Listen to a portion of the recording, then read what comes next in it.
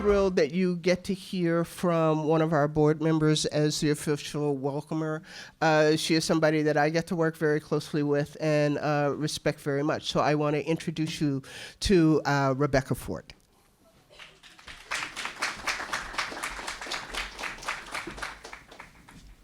Well, welcome to the Institute for Research on Race and Public Policy's unveiling of its report on the state of racial justice for American Indian Chicagoans. My name is Rebecca Ford, and I'm a member of the Board of Trustees of the Goodman Theater. The Goodman is partners with the Wood Fund on Truth and Racial Healing and Transformation of Greater Chicago, and together we're working to proliferate healing and equity within individuals, within neighborhoods, and communities to change the race narrative. As an arts leader, the Goodman brings 30 years of experience in helping constituencies to identify and amplify the truth of their own narratives. The theater is a fitting place to have a discussion of racial justice like we're about to have, because we believe the arts are not only a useful tool for effecting positive change, they're an essential ally on issues of racial justice. The University of Illinois at Chicago is one of the premier research institutions in the country, and one of the central aims of UIC's Institute for Research on Race and Public Policy is to uphold the university's commitment to creating knowledge that makes a difference. In particular, by increasing our understanding about the experiences and the condition of racial and ethnic groups in the city of Chicago. Through the work of the State of Racial Justice Project, UIC is capturing complicated truths about racial dynamics in our city today, challenging many popular narratives about racial inequalities that are false or partial or divert our attention away from the root causes of some of our most pressing challenges. Today, we're going to hear from the director of the Institute, Dr. Amanda Lewis, on unveiling the Institute's third report, which is called The State of Racial Justice for American Indian Chicagoans. We'll also hear from a panel of representatives from Native American community organizations and subject area experts who will respond to the findings of the report and will share their efforts to advance racial and economic justice for American Indians in Chicago. This kind of research is really important because on any given day in Chicago, tens of thousands of Native Americans representing over 100 tribes move about their daily lives in the city. They're a core part of our schools, our civic institutions, our community groups, and our businesses. Yet Native Americans in the United States are too often perceived as located solely in the distant past through the lens of their subjugation and not through their contributions. When Native Americans are depicted in U.S. culture, they are most often represented as historical figures from long ago, and this perception overlooks their importance as active members and contributors to contemporary society. A deep and forthright engagement with the long history of genocide, dispossession, and structural racism against Native Americans is critical to understanding the challenges that are today faced by Native Americans. But that's only part of the story. We have to recognize resilience. Native Americans have found a way to persist, live life, make meaning, struggle, survive, and create as thriving members and contributors to our contemporary community. We have to ensure that Native Americans are part of the conversation about our present and that they're recognized as key to advancing racial justice in Chicago. The Institute's report highlights the historical and ongoing contributions of Native Americans to Chicago and documents the many ways that racial inequality affects Native Americans now. And without the kind of research that the Institute is doing, you just wouldn't know. So, for example, I was very surprised to learn that women's rates of incarceration in Illinois are higher for Native Americans than for women in all other racial and ethnic groups. Finally, I'd like to especially thank the Woods Funds for its commitment to systemic change and commitment to systemic change by dismantling structural racism as a means to social and economic justice as one of its core principles. And I think that's really important and should be underscored here today before I just sketch out what the afternoon is going to look like. So the next thing that will happen is Willa, who you just met, will have an icebreaker in which we'll talk a little bit about what we hope the impact of the report will have. Then Amanda Lewis, the director of the Institute, will present the report findings.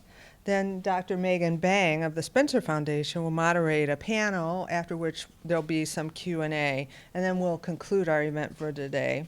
So, thank you, and now I'll turn the podium back over to Willa, and I hope today will be a thought-provoking and productive experience for you all.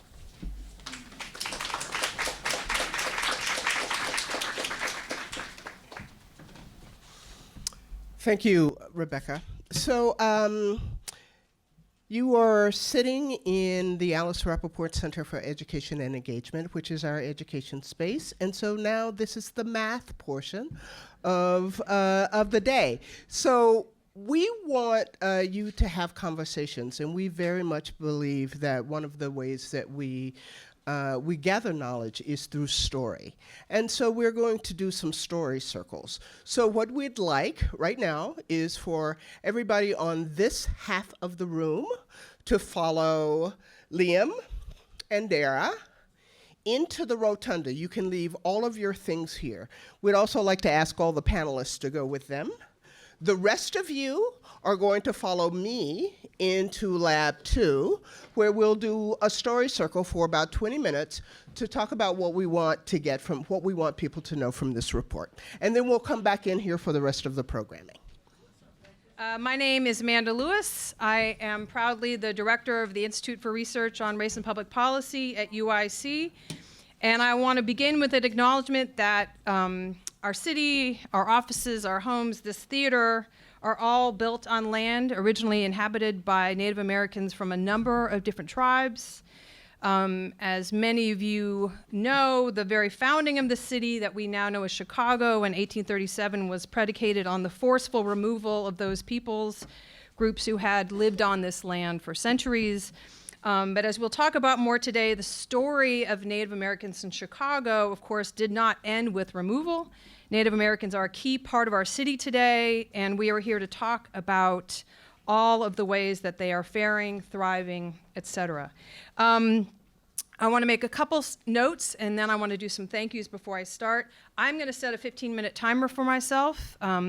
Those of you who see me before know that I sometimes get enthused about what we're talking about, and there's lots to say, but I hope all of you have reports in your hands. Take an extra for a good friend who you think might read it. We hope not to have to take any back to the office with us after. There also are a few copies of our previous reports, which you're welcome to take. And if any of you want extra copies, we are fully committed to making them available. So if you're teaching a class or know of a group, just let us know, and we're happy to get you whatever you need. Also, there are note cards that Yvonne Arenas has in the back, and he will hand them out. So if you during the talk or during the panel have questions, please write them on the note card, and he will just hold it up and he'll collect them, and then we'll hand them to our moderator. So first, I'm starting my timer now. First, there's required thank yous. I have to acknowledge the IRPP staff. We work so hard on these reports, and Dr. Faith Karras, is she in the room? Can't see her. Is Faith here? Oh, there she is. I don't think she knew what she was getting herself into her first week on the job at IRPP.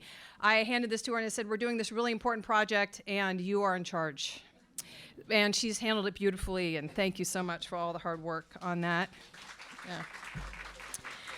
Buddy Scarborough, who did a lot of the data analysis and writing for this. These are all very collaborative. We put we could not weed out how they get written, and we have 10 other people reading them. So the authorship is very fluid on this, but Buddy did a huge amount of work. He just took a new job in Texas, so he's not with us today, but we appreciate him. Thanks to Yvonne Arenas for all the editing, writing, staying up late designing, making us look good and with the infographics and stuff. And Ryan, who checked us all in, who's out there and holds us all together with grace and dignity. I also want to thank Cindy Soto, who's right here in the front row, without whom this would not have been possible. She's the director of the Native American Success Program at UIC, and we appreciate her partnership in this endeavor along the way, along with her really critical work in the city and on campus. A big shout out to the Spencer Foundation and Dr. Megan Bang for their support. We can't do these reports without help and support from outside. We run on a shoestring budget. As I often say, we are small but mighty, and support from places like Spencer make it possible for us to disseminate wider and all those sorts of things. And I also wanted to give a shout out to Unmi Song, who's I just saw a minute ago from the Phi Foundation. She, Woods, lots of other people have been important partners about this work along the way in terms of the larger project. Big thanks, of course, to the Goodman Theater and Willa Taylor for hosting us downtown, for Hina Mahmoud and the Woods Fund, who have been partners with us in lots of different ways, and to all of our community partners who met with us multiple times to make sure that we did not screw this up, and the collaborators and expert folks that you will hear about today. Okay, so we have been thinking about writing this report for over 4 years since we started this whole project. We, in fact, started the analysis for this report years ago and got stuck many, many times. And part of the reason why Native Americans were not in the original report was because the data was thin and hard and lots of different things. However, I've acknowledged many times publicly, and I want to acknowledge again today, that we always recognized and just have to say out loud that the hardness of the data, which I'll talk about more in a second, is partly about a long history of erasure. And so this dilemma about how to do it and how to do it right without participating in that has been a key part of our work in thinking about how to not replicate that in the work that we were doing. So I want to acknowledge that and also just thank a couple other people. Teresa Cordova, who I know is also here from the Great Cities Institute, thank you very much, pulled together a really important panel on urban natives in Chicago last year that helped us make some important connections. And again, Cindy Soto, who basically, when we started this, agreed right away to be a key facilitator and made us, anyway, thank you. I know she doesn't want to hear it, but thank you. So we have sort of 3 goals today with this report. I won't read them. I'm going to try to avoid reading things that are on the screen. But one of the things that we have to talk about anytime, if you've heard me talk about any of our other reports, has to do with that these projects, anytime you're doing social science work that's about race, that's about racism, that's about white supremacy in its various forms, you're always dealing with the politics of naming and the politics of counting. The politics of naming involves very much that we're dealing with these produced categories that were produced in moments of violence, in moments of dispossession, in moments of colonialism, and we can't separate that from those. So this comes up a lot in this report. For instance, we all know American Indian is a label that is highly fraught.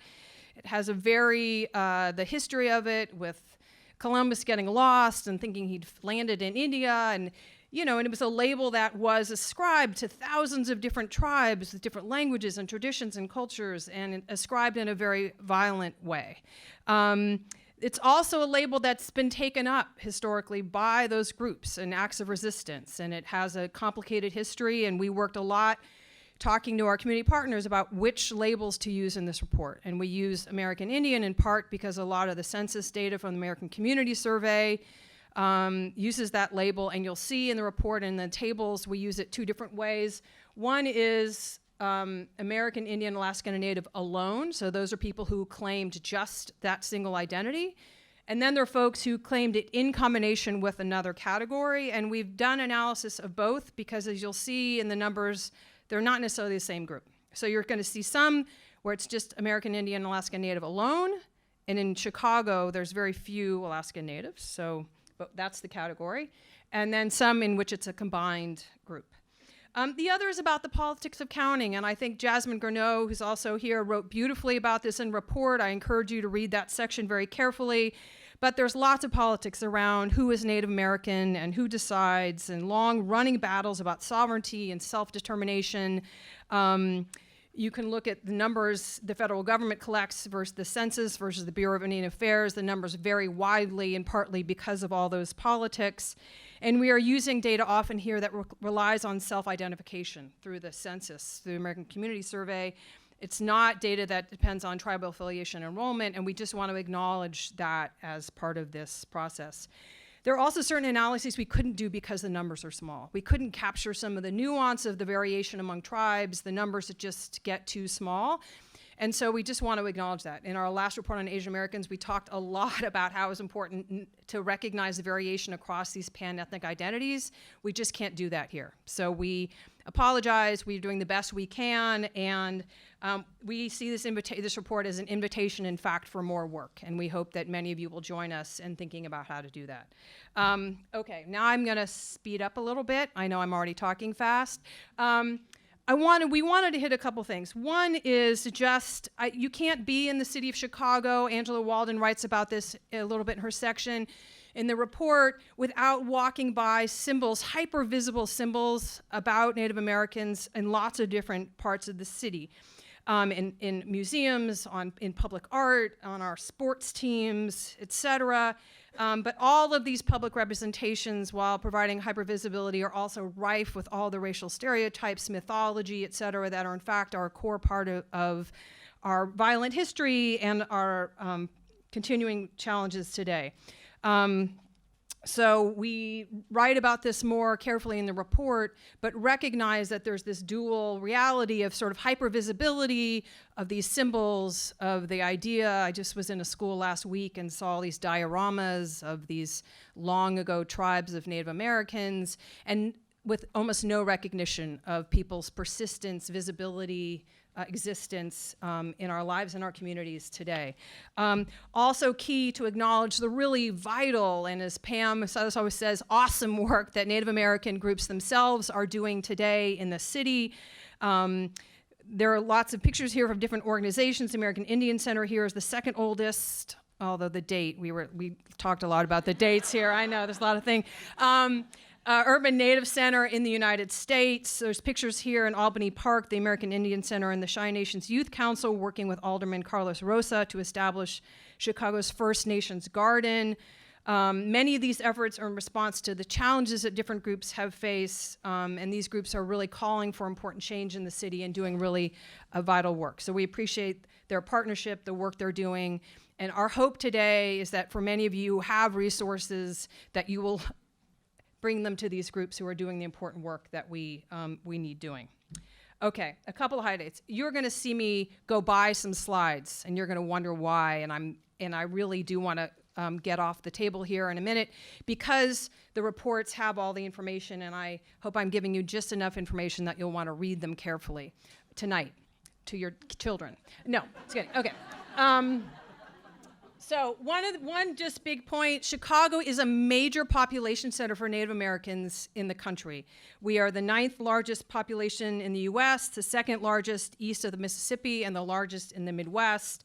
The other point here to take away is that Native Americans today are a predominantly urban population. Janine Kamnoti, who's here, writes about this all the time, writes about it in the report, and raises our focus on the idea that we need to not think of Native Americans primarily as a group living in rural areas or living on reservations. They are our neighbors, they are in our cities, and they certainly are a part of our daily lives. This is a map that shows sort of population centers. We talk a lot in the report how Uptown has for a long time been a population center, and importantly, a place where there were a lot of social services and agencies. It's also an area that with gentrification, a lot of folks have gotten displaced, so it raises some of the issues that I'll point to later about people being rent burdened and that sort of thing. Okay. here are some facts. Some of these will be surprising you, some of them won't. Here are some of the challenges that we need to grapple with today. Native Americans have the second highest unemployment rate in Chicago. Again, you're going to be mad at me in a minute, but I apologize about how fast I'm going. Every single thing you're seeing is in your report. So, another really important factor that we need to think about, again, is household income. These are not per capita. These are not individual people. This is entire households. And you can see here, consistent with racial differences in unemployment, that Native Americans have the second lowest annual household income in the city of Chicago. One of the important things that we like to look at is wage gap. So these are folks who are working in similar industries. The racial wage gap for Native Americans is actually particularly large among those with college degrees, as I'll talk about later. So college-educated Native Americans are paid 27% less than similarly positioned college-educated whites in the city of Chicago. Our actual wage gap is larger than it is for any other group in the city today. When we look at school outcomes, so Native Americans are not a huge population in CPS, but they are an important population, and there's lots of indicators that the district would be doing much more to address their needs and support their achievement in the district. When we look at Chicagoans age 25 or older in the city, and again, you see some variation here about whether we're talking about folks who've identified as American Indian alone or the combined population. But we see that among those identifying as American Indian alone, less than a quarter have a college degree. We also like to look at those who have less than a high school degree on the other end of the continuum. And again, you can see that Native Americans are the second largest group in the city of those who have less than a high school degree. When we look at various indicators, there are lots of deep flaws. As somebody who studies schools, I'm always very ambivalent about having test scores be shown as a major indicator, but we know that they shape kids' opportunities and are at least an indicator of outcomes. And we see here that looking at data from grade 11, Native American students remain half as likely as their white counterparts to achieve proficiency in math and reading. And we can see that this is also related to the number of folks that are graduating college ready in the district.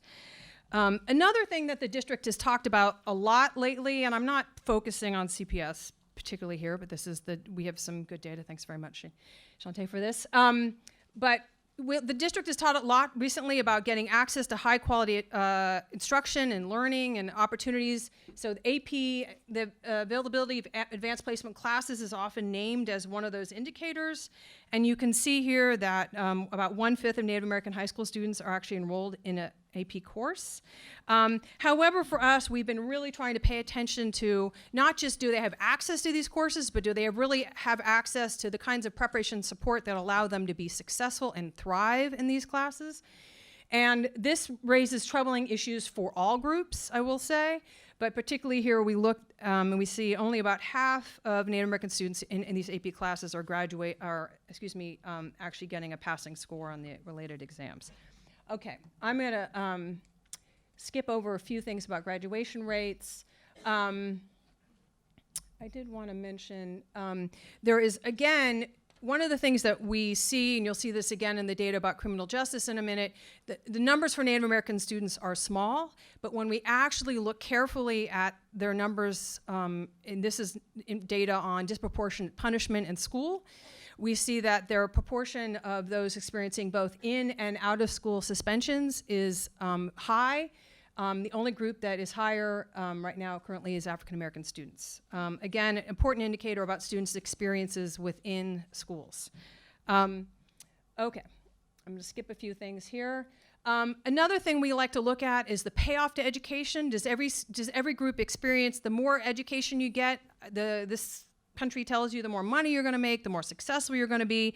And what we see here is that the controlling for a number of individual level characteristics that might affect earnings, the wage increase associated with a college degree for Native Americans is lowest among all racial and ethnic groups. So again, I talked about this a little bit earlier, but some really important problems, challenges that we need to address about whether or not people are experiencing, for those who do manage to get a college degree, are they getting the full payoff?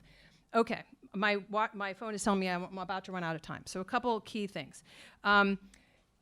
Native Americans are more likely to be renters. Why is that a problem? Well, we know homeownership is important for building wealth, but it's also a problem because Native Americans are also more likely to be rent burdened, right? So paying more than 30% of their income for rent in the city. So we all know we have a challenge around housing affordability in this city, and here's evidence that this matters for this group.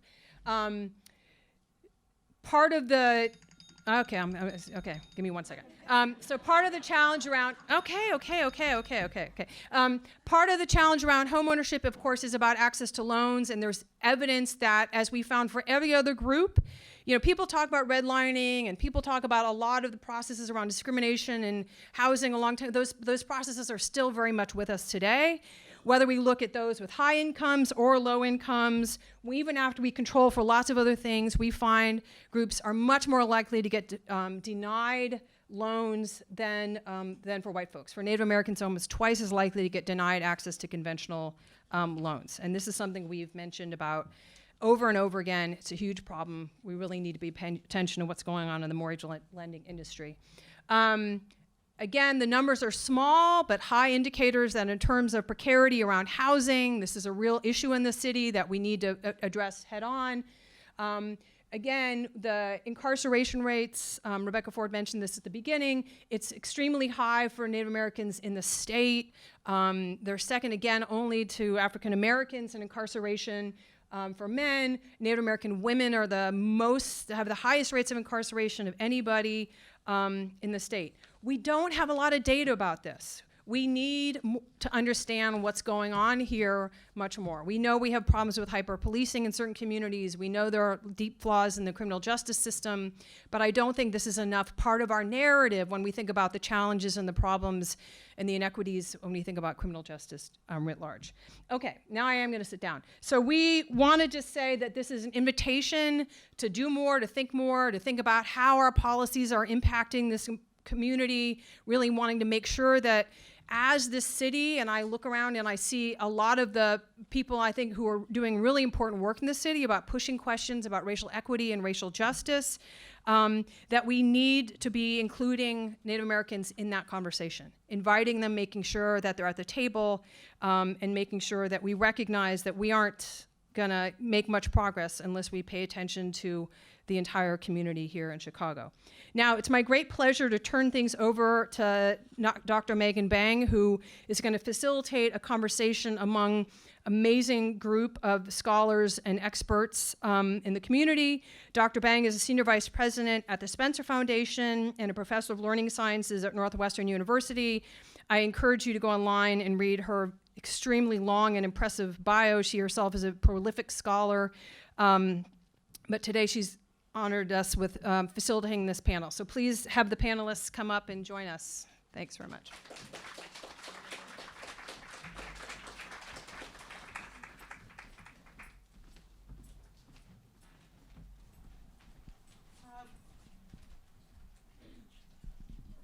Buju badabin de kwe dish nakas ninish nabe kwe gaguna the dam get the guns bing and kamig. I want to start by just saying thank you to Amanda and the IPR and the other foundations that made this report possible. I'm honored to be able to be here and to be a part of it, so I'm glad that Spencer Foundation was able to help do this. I'm here, as Amanda said, in my capacity as the Senior Vice President of the Spencer Foundation, which is a foundation focused on educational research primarily, and we see this report as public education at a grand scale, and so we're really grateful to the work. I have the job of facilitating all of these wonderful women who made really important contributions. And so what we're going to do is I'm going to go and have everyone introduce themselves, and then the plan is that each person has about 5 minutes. I'm actually going to time us, or else we'll be here for hours. And then afterwards, I have sort of 2 questions for them, and then we're hoping that folks will have written stuff on the cards that are going around so that we can get questions from the audience. All right, I'm going to pass. We're doing our 5 minutes now? No, just introduce yourself and then we'll come back. Oh, so I okay. want everyone to hear who's on the panel. Yeah. Can you guys hear me? Okay. Hello, everybody. My name is Janine Commonout. I'm an enrolled member of the Quinault Indian Nation, which is on the west coast of Washington State. I'm also Oglala from Pine Ridge, South Dakota, on my father's side, and on my mother's side, I'm Heshquat and Quagold First Nations from Canada, and I'm the executive director of the National Urban Indian Family Coalition, which is headquartered in Seattle, Washington. Poso Mawanwayak, Yago Jawale Nyungiats, Jasmine Gurno, and Ekaswisian. My name is Jasmine Gurno, and I'm Oneida and Menominee, and I currently serve as the manager for Native American and Indigenous initiatives within the Office of the Provost at Northwestern University. Hello, I'm Cynthia Soto. I'm Sichangu Lakota and Puerto Rican, born and raised here in Chicago, and the director of the Native American Support Program. Sio Dawado Angela. Hi, my name is Angela. I'm an enrolled citizen of the Cherokee Nation. I'm from Oklahoma. I've been in Chicago for about 5 years, and I'm an assistant, a research assistant professor at the University of Illinois at Chicago in the Department of Medicine, and a clinical assistant professor in the Department of Psychiatry. Hello, I'm Shelley Tizzarelli, and I am a tribal member of the Oneida Nation of Wisconsin. I have a for-profit company called Turtle Clan Development Services, and that is to help educate Native American communities on sources that are available, and then also a nonprofit that I just started, Visionary Ventures, and I'll talk a little bit more about that as we get into the discussion.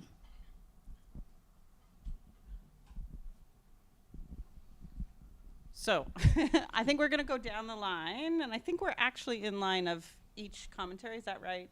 Are we? I don't know. Well, we'll do that. We'll just go down the line, and each of you kind of have 5 minutes to share what we'd like to be, just so the audience is clear. They've all provided expert commentary that is written, and they have been given the directions. They get to share whatever they'd like at this point. So we'll start with Janine. Okay. Thank you for having me, and thank you to the university for asking for my commentary on this.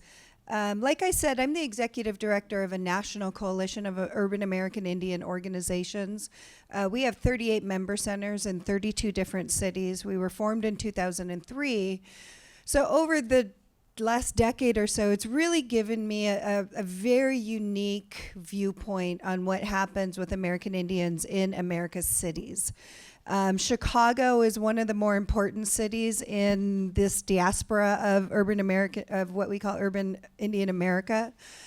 Simply because there's so much history here. When I talk about Chicago in the national arena, I really talk about it in terms of Chicago as a city that has a really rich history of community organizing. You have a lot of national leaders that have come out of almost every group in Chicago around this notion. And that's no different in Indian country. So Chicago has a really good legacy of folks who have organized the American Indian community, again, starting in the 1950s. Most urban Indian centers started in the 70s, so a good 30 years before everybody else. Chicago was already on the map providing services. When I look at this population, again, I think we've already been hearing themes of invisibility. And so one of the taglines for the NUIFC is really making the invisible visible, because we know that disproportionality impacts the American Indian community in really significant ways all over the country.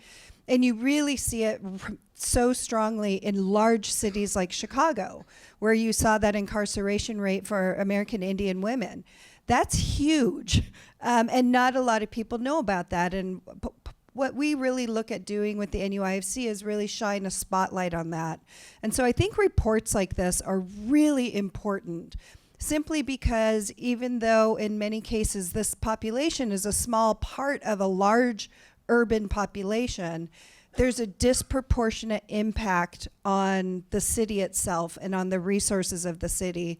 And to us, unless those are really addressed within the policy arena, you're going to really continue to see these types of impacts for this community. And I think, what we also look at is that we also know that our communities have the inherent wisdom and the inherent experience to really work with policymakers and funders to address these issues themselves and within community. And I think that, you know, I'm not going to take up my whole 5 minutes, I don't think, but I'll just leave it at that.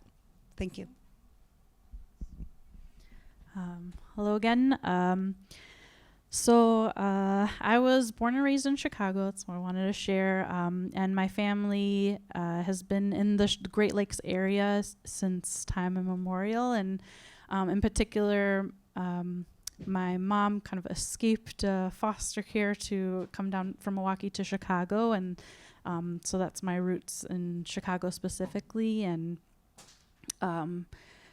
I was raised going and attending and participating in different Native-run programs and after-school and summer programs here, so it's very much shaped who I am today. And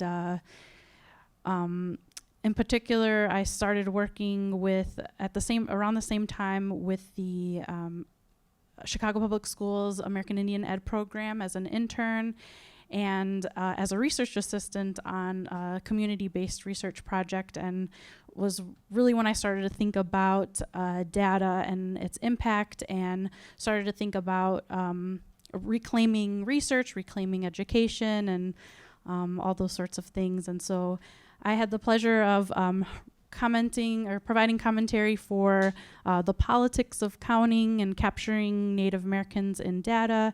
And one of the things that I shared was just this point that even the racialization of Native Americans is a form of erasure. It erases the diversity of over 500 distinct federal sovereign nations and undermines sovereignty. And so, let's see, I have my notes. And that within that sovereignty, those nations have like collective agreements on how to determine inclusion in their tribes, and they each have like distinct languages and political structures and etc. And so, but that doesn't mean that, you know, it's a very racialized experience, as we saw in some of the data. And I think not. There's a lot of varying definitions of Native Americans. So whether it's self-reported or if certain programs require enrollment or descendancy, proof of descendancy. And I feel like that's also what makes it very distinct from other races, is that we do at a lot of times have to prove that in descendancy or enrollment. But I think the impact of not including Native Americans in data has pretty profound impacts and just contributes to the erasure and invisibility and stereotypes and violence. So it's important not to contribute to that. So I'll leave it there.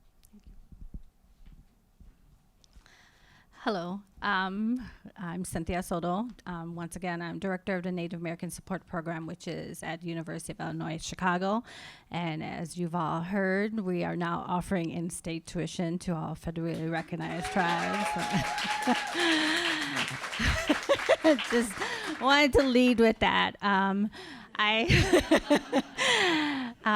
But I also want to just share a little bit about, we have a Native American program that's at UIC. It's been there for about 48 years now, and a couple more years we'll be celebrating our 50th. And the commentary that I provided was in regards to our program and the importance of having a space on campus for Native American students and students who self-identify, as well as a place for them to share their stories and recognize who they are as natives in an urban environment. And for me, that's important as a mom here raising a young daughter, as a leader in the Native American community, born and raised here in Chicago, recognizing that those stories are all important to the work that we do. That's all on this panel, as well as some people within the audience, as well as in our community. And for our students to have that knowledge that we have a voice here, we have stories here, we have people who are working passionately to make differences in community. And so in regards to this report, another reason why it's important is because it does allow it to be shared with all of you. And so in regards to like going to our program, it's also good for our students to see that. Most times when they are searching for information about urban Native populations, it tends to be trying to grab from all different types of places, or it's not there. And so I'm really grateful for the Institute on taking lead, and actually they thanked us for like helping them, but I think a lot of us will also say that we're thankful that they actually pulled us along too, to say, come on, no, finish that paper, or get this all together, because we'll see the data and it's kind of overwhelming. I know when I first saw it, I was very overwhelmed by it, and seeing it all in one place can also be kind of like, for us, we do work with it on a day-to-day, but we also see the other part of it about how well we're also doing within our own communities. And so I just want to remind people not to forget that part. Thank you. Hi, I'm Angela again. So I really started my piece around invisibility and thinking about how you can think about health disparity by thinking about the broader concept of what it means to be invisible and how that can impact policy and funding and resources and things that do or do not get allocated.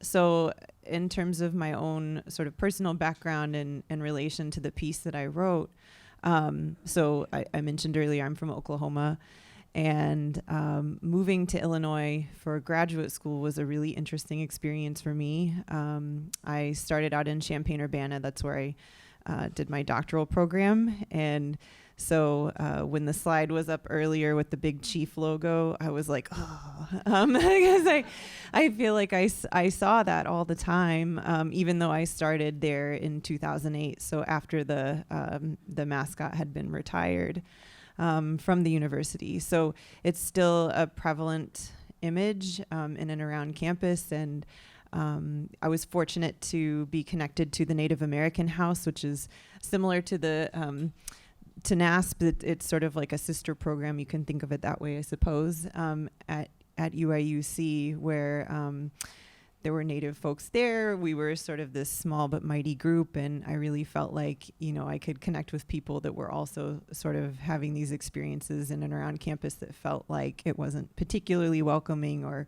recognizing that Native people are living people, and maybe that representation isn't an accurate or good one for a variety of reasons.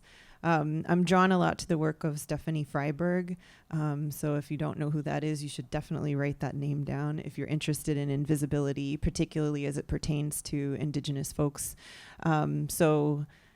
Stephanie Freiberg's work is really amazing in terms of giving a nice breakdown of the psychology of invisibility, and how when there are so many places around you that lack representation of people that are part of your cultural or ethnic group, that it can be really challenging. Those experiences can be defeating, or give you the message that maybe you don't belong there. So I think that thinking through visibility is a really important place when we talk about health disparity. I think I also mentioned in the report just kind of like the day-to-day experiences that people might have. So being somebody who's a researcher and who's really interested in carrying out work in the community, and also being at an academic institution, I'm going around to different organizations in the city and things like that, and trying to partner with people, and it can be surprising to hear their surprise that there's a Native community here. I've lost count of the number of times where I've mentioned like a project that I'm working on or something that I'm doing, and somebody will say, well, there's Native people here? And I have to say, yeah, there are, and try to provide some education about that. But it gets a little challenging and tiring to do that. Also in the face of just what you see when you're downtown Chicago. Like I think about the reliefs on the bridge and those two big statues of the emaciated naked Native men. And, we have so many visitors to this city, and it would be so amazing if we had some representations that they might see that would give them the sense that Native people, one, live in this century, and two, like, are part of this community. I think that would be amazing. So for me, I really start in that place and thinking through invisibility and visibility, which I recognize as a running theme, I think, throughout this report. Hello, again, I'm Shelley Tizzarelli, and been living in Chicago about 30 years now. I worked with Illinois Housing Development Authority for over 20 years, and it's the agency that finances affordable housing for the entire state. So I do have a passion for affordable housing, and with there being no Indian reservations in Illinois, I was not able to help provide housing for the Native American population. So I left there, started a for-profit, Turtle Clan Development Services.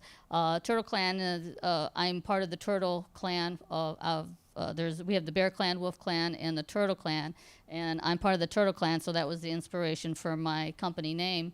And first thing I think we needed to do was first provide the education, get the information out there that there are so many resources that are available that state, local, federal financing forces that we can use. And so that was part of my thing, doing over 20 webinars with the Native Learning Center, just doing that education piece, because we do need to help the Native American communities here in Chicago to provide the housing piece.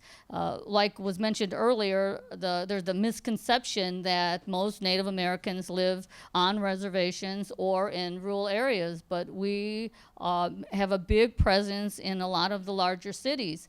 And one of the things that working with HUD and a couple other organizations and developers, realizing that we need to start providing some housing and economic development resources for the Native American community.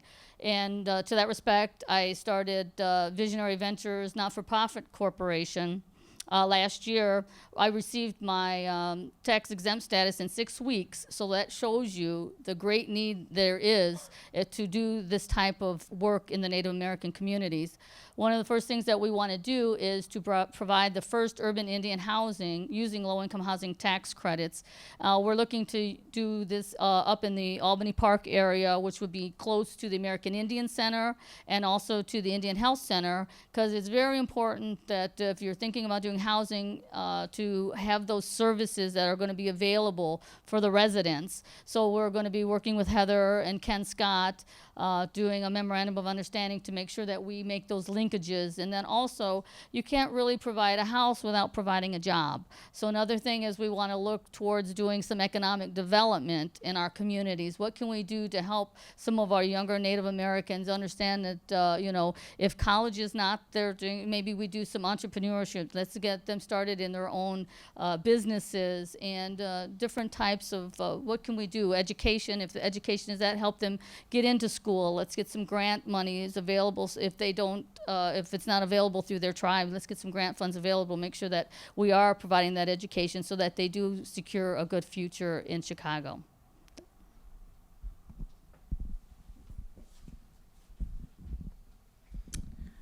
So I get to ask the first question, and part of what I heard across this panel, and actually heard from Amanda as well, the dynamics of invisibility often mediate our lives in all kinds of ways. And some of that is because of poor data infrastructure. Some of it is because people forget to ask. But it means that it becomes a daily part of our lives. And so I want to ask the question about what's missing from this report. Not because I am saying that Amanda or the IPR didn't do a good job, but I think it's really important. Data ends up speaking and telling particular stories. And when we have bad data infrastructure, the data that we do have ends up leading in ways that can be problematic. I also want to acknowledge that there's lots of community members in the room right now, some of which contributed to the report, some of which may not have. And so partly I'm saying this because I'm hoping for the non-Native folks in the room, you understand that this is a beginning. And that your next question should always be, what's missing? How else am I not seeing the visibility of Native people? And so I want to be able to start with the panel starting from there as a kind of invitation to continue to understand problems of invisibility. So what's missing from the report, do you think? And what else should this group of folks begin to be thinking about? I think from my initial read of the report, and I'll go back and read it in more depth later, but let me back up before that and just say I work nationally, and I want every city in America to create one of these. There might be stuff missing, but the fact that this exists is astonishing. Very few cities actually have, or educational institutions have, the foresight to create something that's a citywide document and actually usable by community and by academia and by policymakers. So congratulations on that.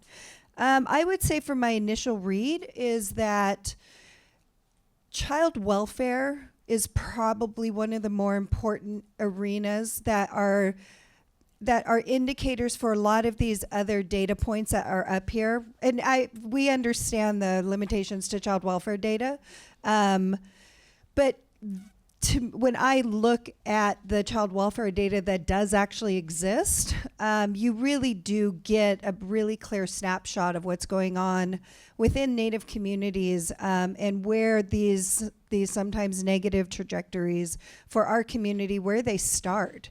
And I think starting at that juncture, when our children and our families are in distress, and that's their first interaction with this system that's really going to govern so much of their lives moving forward. So I think, I don't know, is it the state of Illinois, Cook County? I don't know who collects that data for Chicagoland, but I would say that there's a real need for that. And you actually have a federal law that mandates that Indian children be treated differently. So there really should be data that exists at that county or state level.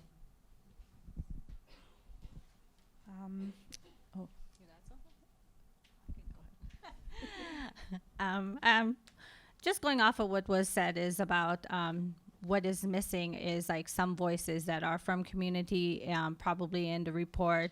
But also I think what is important to mention is that this was done, and it was done, we did it, it came out, and even bringing the people to the table from community who were there to get it started and to share their insights was all of us at that table was like, we just have to put it out there.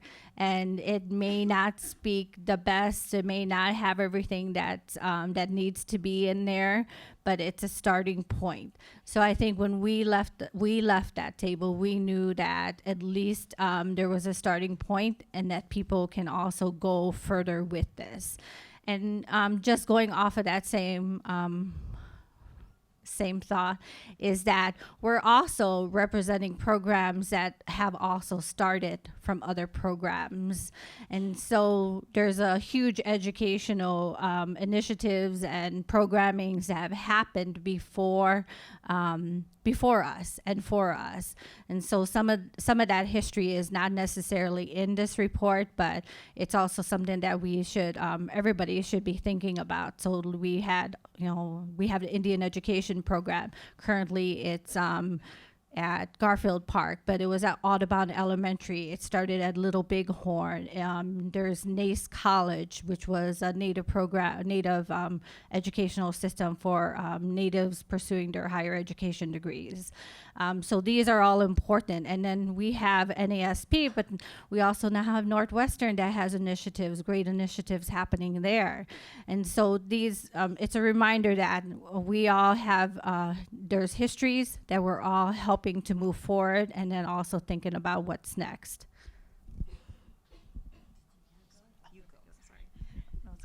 I just wanted to add to that, and that was along the lines of what I was thinking is that one of the key takeaways that I hope you all get is that Chicago has always been this like very active gathering place for, you know, artistic, political activity, what have you. And that's part of the reason why I shared like even my own upbringing, participated in many of the programs that Cindy just mentioned. And that's one of the things I thought was missing in the report, is just hearing more about those programs and offerings and that community support that has been going on. And even within the last year, off the top of my head, there's been like 3 new Native nonprofits that have been established, and that's really exciting. And I just hope to highlight them more.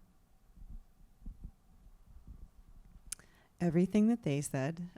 Plus, I was thinking about like particular community groups or sections of the community that could be places where, you know, maybe future reports or endeavors could have space for. So we have, I think it was mentioned earlier that we have a pretty active youth, a couple of different groups of youth in the community that are really doing some exciting stuff.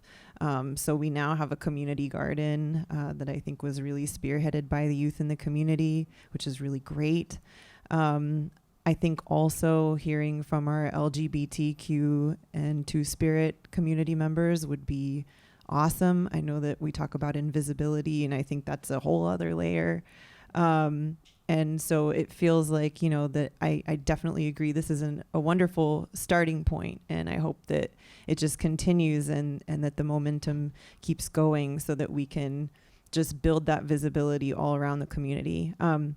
One other thing that I want to say about community too is we, you know, and the politics of counting, we know that that's challenging and complicated. But when we're talking about our community here and everywhere, really, we're not just talking about, and I know Jasmine and I had this conversation earlier, so I'm cribbing a little bit from that, but we, you know, you're talking about a multi-racial, multi-ethnic community as well. So there's a whole other layer of visibility or invisibility related to folks who are like African American and Native, and those groups often don't get depicted when we talk about Native folks as well. One of the things that I feel was missing a little bit was one of the things mentioned was Chicago represents about 100 different First Nations, but it's more between 150 and 175 different tribal nations. So, you know, just trying to find that data and gather that data is, but this is a good starting point. And actually, the timing of this report couldn't have been better for me, trying to do this housing. So bringing all this information together and then spearheading, saying that this is something that's needed. And then being out in the community and working in the housing for so many years, a lot of people, I say, they want to give to the Native American community, but they just haven't had that a footprint or a place where they can do that. So, you know, maybe doing some more collaboration with, you know, trying to just collect, you know, gathering some funds to start doing some of these programs and addressing some of these issues that we see in this report is really going to be part of an ongoing saga that I think we're all going to be part of.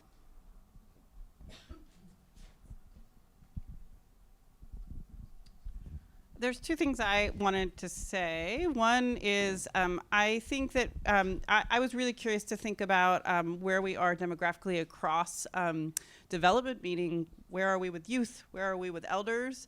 And so I think that one of the things I really wanted to make sure to say to the group and sort of here is that elders are really important to the Native community as are children, and there's interesting national dynamics around kind of where our population densities are within our own communities, and I think we need to keep thinking about that. I also think we need some early childhood data. And we have some things around early childhood, just both nationally, but what's happening in Indian country and the way that Head Start, it's complicated because there are many federal rules that don't, and possibilities that don't play out here because we don't have federally recognized tribes within the state. And so there are all kinds of services that are available to many Native communities that are not here that matter a lot. So I just wanted to say those 2 because I do feel like I told them that I would pick up on a couple of things that maybe got missed. And then, you know, the other one that I wanted to say is I think that health disparities and is a really important one. And I think that, again, the report acknowledges all these things. So I just want to say that the report already says, here are the holes because there wasn't good data. And I just want to make sure people don't miss those sentences in the end here. Because I do think that for most of us in this room, it means we could probably be in places where we could ask the question, why is there no data about Native people? And that, I hope, is one of the questions, so that you're always thinking what's missing. If Native people aren't represented in the conversation, then I hope that everyone in this room can decide to ask the question about who's missing and how is it that we actually do the work of making and fighting kind of what I think about. We talk about invisibility. One of my favorite lines from Steph, who's a good friend of mine, she said that the most violent form of contemporary racism for Native people is invisibility. And so one way to be anti-racist with Native people is to refuse our invisibility. And so what's missing is a persistent way to be able to think about this. So the next question, I kind of started here, is that I wanted to ask everyone to think a little bit about, so what should we do next? IPR and Amanda have given us a really solid foundation to continue to grow. It's the first kind of data report like this in 15 or 20 or 30 years in Chicago that is comprehensive. I want to acknowledge that there are lots of different community organizations that have some of this data, that have produced kind of parts of this report before, but we haven't seen a report like this that brings it all together in a really long time. And so I wanted to open up to say, what do you think people should do next? Where should we go with what we've learned today? Easy question. One of the things that continues with my first comment about all the amazing organizations that we have present here, and Janine's comment about, like, we know how to best address the issues that our communities are facing, is to engage with the communities and programs that are already addressing some of these disparities or well-being, and just working on improving our well-being. I'd say it could take the form of task force or tasks. I can't. Thank you. What she said. And yeah, just making those longer-term partnerships and collaborations with the community organizations that have been thinking about this. I'm just going to reflect back on how this came to be, because I think that's a representation of how some of these other initiatives can happen, is like working with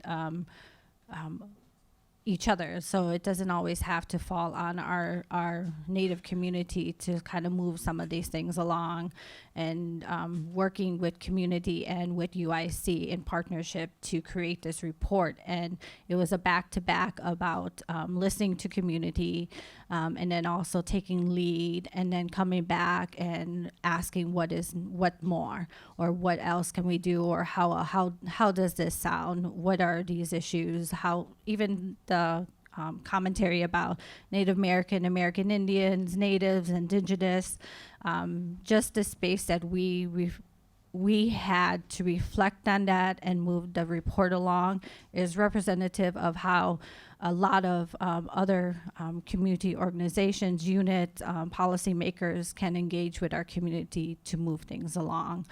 So having those spaces and listening to the voices within our community to move that along. We were a small but powerful community of wonderful, amazing people. But we always put a lot more on our plate than we can possibly handle in our one lifetime. So having the partnerships and the people who have like the money to help move that along is, like, to me, very vital, because I work for a very small program. There's only two of us, Jacob, three of us, Jacob, Carol, and myself. And we work in a large institution, and I always say it's like a city within a city. And just to move some of those things along, or even have people at the table, requires that our partners are listening to us, as well as taking some lead on doing that work.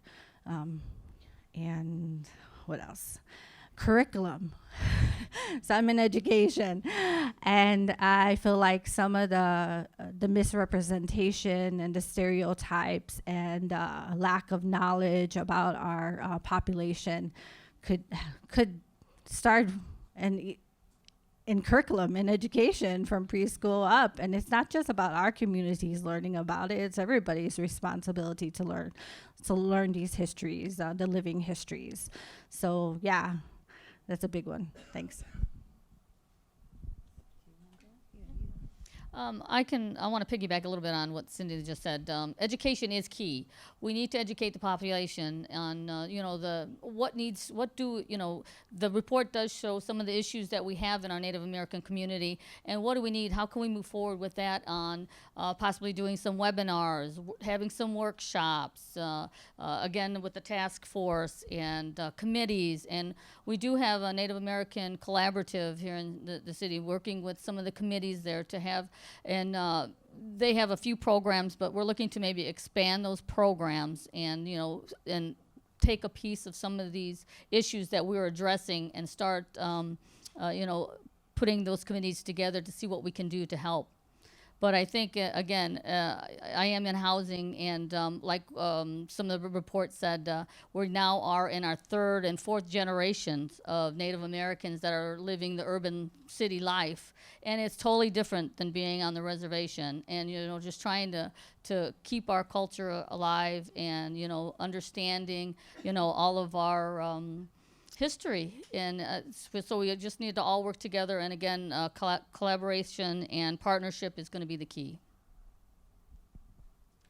So again, everything that they said, but I'll just add to that, thinking about what you said about resisting invisibility. I would just challenge everybody. You're here presumably because you're interested in Native communities in Chicago, and think about how you can be good allies and challenge some of those things. So like one of the things that I hear a lot in workspaces is like, oh, let's go powwow about that. Or like, it's people say that sometimes it's not appropriate, but when you hear things like that and just reflect on like what is so commonplace in the world around you that you can call out or say, it's not appropriate, that powwows are not meetings that are business meetings. It's weird. But also just like, recognizing that these are things that are meaningful to Native communities and Native folks, and they just kind of get thrown out there all the time. So, or, if you happen to be hosting a friend or a family member in the city and they want to see the sites, like make sure that they know that those reliefs on the bridges are not really a great representation, that if you go to any of the museums around town and you see things that only represent Native people from like 1900 or earlier, or, those are things that you can comment on. You now know that there's a vibrant community here, and there's lots of things that you can personally do that really start to build that momentum that lead to those grander scale changes. So I hope that folks are willing to take up that challenge.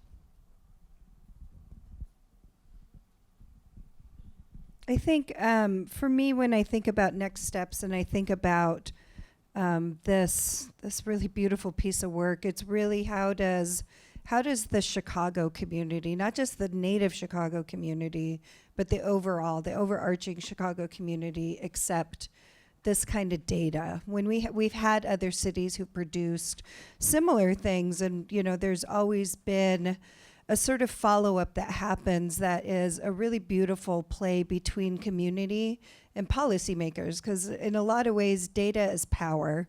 And when you're able to lay out data in really meaningful ways, it gives the Native community access to numbers to really make the case for the continued resources, whether it's moneyed resources or human resources. It creates a way for our community to have access to resources wherever they are. And I think this kind of work really lays a good sort of roadmap for both the city of Chicago and the Native community to really begin launching initiatives based on some of what's found in here, and I think that is almost without measure important.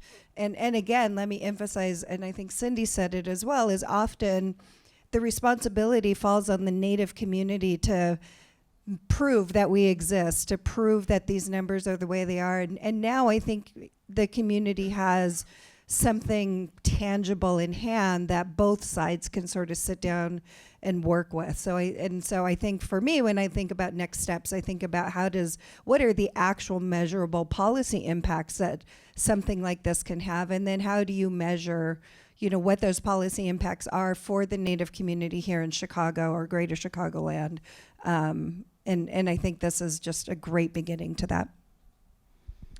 So I have been given a series of questions from the audience, so I'm going to ask maybe one or two because we have enough and we'll run out of time to answer them. But I wanted to start with this one because I think it has deeply to do with the data issue. And the question is this: what more can we distill about the state of Native women from this report? And it's making reference to the national visibility of missing and murdered Indigenous women, and the lack of data about that, or the disparate data about that is currently underway to really figure out those things. And I feel like it's important for everyone in this room to know that the rates of missing and murdered Indigenous women are off the charts that we know about. The other data that is available is that 1 out of 3 Native women is sexually assaulted. Some places it's 2 out of 3, and it's a United Nations, it's a crisis at that scale. And those data we don't know the local numbers about those things for a number of reasons. So what more do you think we should think about? And I guess I will just start by saying, I didn't know about women's incarceration rates here. And it was the one that I was like, wow. So anyone want to say any more about that or think about what you distilled from the report around the state of Native women?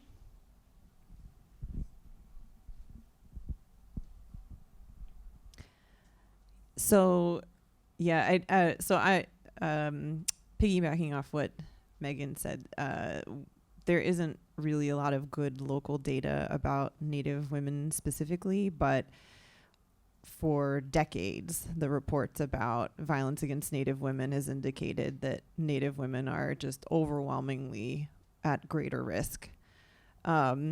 So I just finished a data collection on a qualitative project in the community.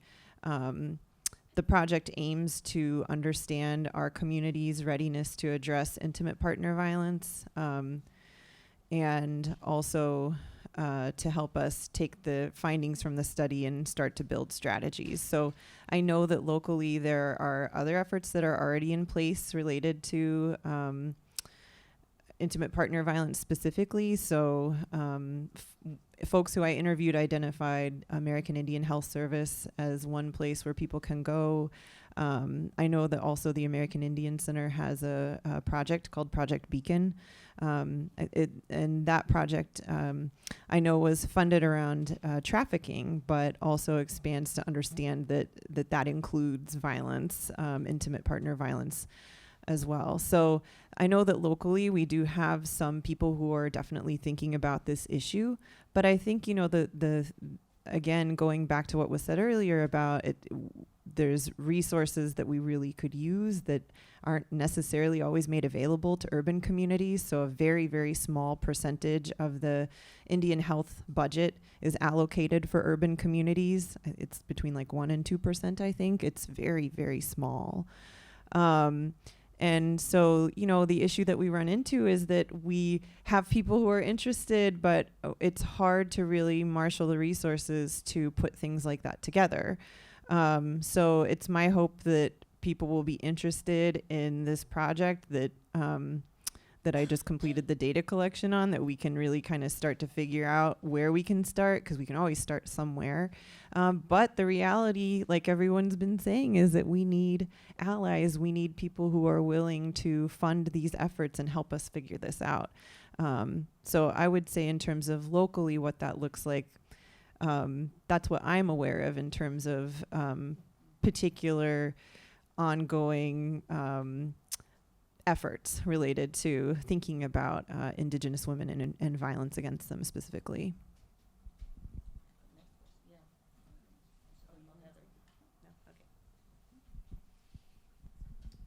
All right, so the next question is, what would be the most important thing that the new mayoral administration could do to support the city's Native American population?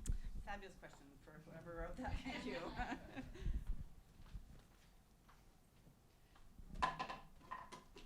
I'm not from Chicago, so I shouldn't answer that. Although I have a lot of ideas.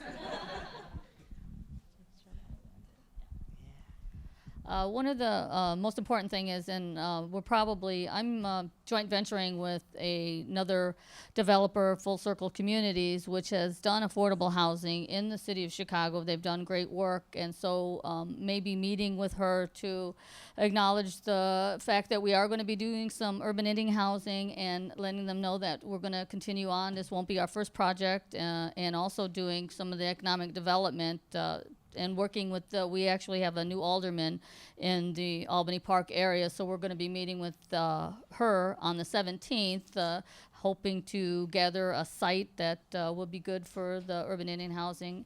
And so just, seeing what programs are available, what resources are available, and just let them know that we're here, and we're going to, one of the things that I've noticed too over the years that we don't ask for things very well in the urban Indian community. So this is what we need to do. We need to get a plan together, and we need to start asking for those resources and the services like everyone else. So this is our plan for the future.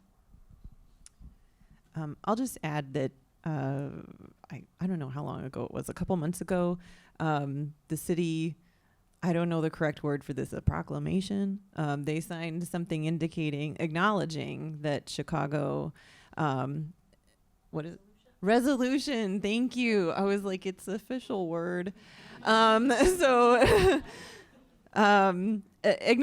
that Chicago is on Native land. And so, I mean, I think we should start to build off stuff like that too. Think about how we can lobby our local government to not only acknowledge that, but then what are you going to do about it? So I think that would be really, really nice if there's somebody at the mayor's office that, would be interested in meeting with folks from our community to further discuss sort of where do we go from here. But yeah, I feel like I sound a little bit like a broken record, but I don't think I think it's okay to repeat that. I think too, just how are Native people depicted in spaces across the city, public spaces.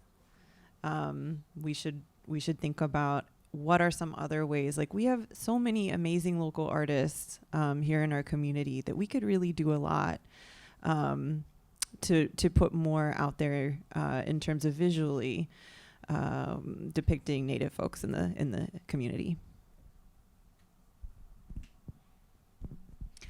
I'll also add that, as someone mentioned before, even though there's no federally recognized tribes within the state, that doesn't mean that we can't create some sort of structure that in place for Chicago or the state of Illinois that gets representation at different forms throughout the government. And so I think engaging with the Chicago American Indian Community Collaborative, which is already in existence, and other ways would be an important step too. All right, so I'm going to ask everyone to fire quickly about these now because we're going to run out of time and there are a few great questions left. This one says, what can CPS do better to support Native students? Are there large school districts doing this well from whom we can learn? And I happen to know that the support program is in the room, so I don't know if this was about the support program or maybe the district at large, which partly I'm saying that because I know the support program does amazing work, but perhaps the district doesn't always follow their recommendations. So let's hear what everyone else thinks. Yeah, I would say the same thing. We have an Indian education program here in Chicago public schools that has always done and is continuing to do amazing work with little resources and not as much staff as they should have and they are entitled to have. That the CPS should put that in there, like give that, make it more. I think district, citywide. We always tend to only look at our small programs to do it all and expect those solutions just to come from those few people. And I think that's a responsibility of a lot more people who have a lot more power across the system. And I know that's always been a challenge within our public school systems or our educational systems in Chicago is that, and it's been said earlier, is that it tends to just fall on us, but there are also people in power and should not be ignorant about this data that's here and thinking about next steps. So yeah, that's part of it. And mentioned earlier, curriculum. I mean, I feel like curriculum is really important in the school system, especially when we continue even within our own. I'm a mom of a 11-year-old, and still in her school system, there'll be a session, a play where there's feathers that come out. So it's responsibilities from that level as well as further up for everybody to think about those actions that have long-term effects on our population, but also others. Everybody else gets affected by this as well, and their understanding of who we are then becomes something that's from the past. So yeah, that's my.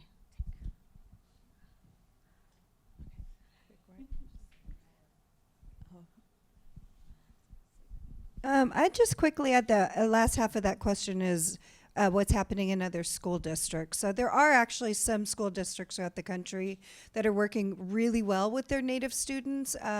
Seattle comes to mind. Seattle Public Schools has done some really good work. The Minneapolis Public School District actually has entered into a legally binding memorandum of agreement with the American Indian community in Minneapolis, where they're held to a higher standard when it comes to reporting back on the work that they're doing with their Native students. And we know in a city like Chicago, with a school district this big, with that many schools, that you have your work cut out for you here. But that also doesn't mean that it can't be done. There are other cities that are doing really good work with their Native students. So I think this is in the same vein, so I'll just ask it and maybe we can elaborate. But what do we know about the experiences of Native American young people in the city today? And what's important for this group and audience to hear about that? Here's our young person. She's a young person.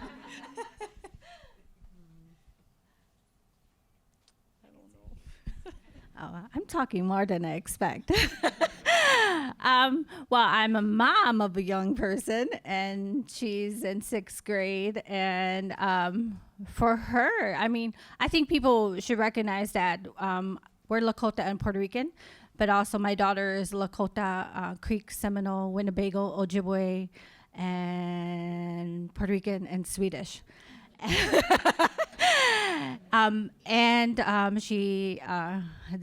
She identifies as a Two-Spirit, and all of these are her identities, and they're all important. And I think that's what's also important in our community is that we are, our students are growing up in this very diverse system, and all of these identities are important to her story. And yeah, and I see that much more so with our youth. I guess I do work with some younger kids. I'm in this college system. I give it to Jacob now to do. But that is representative of them and how they're finding their identities and how that could helps shape who they are as well as celebrates who they are. And we also have a number of our youth and community who are also doing a lot of great work on social justice issues, reclaiming spaces in Chicago as Indigenous land, and having those voices heard. And that's also important for everybody to know.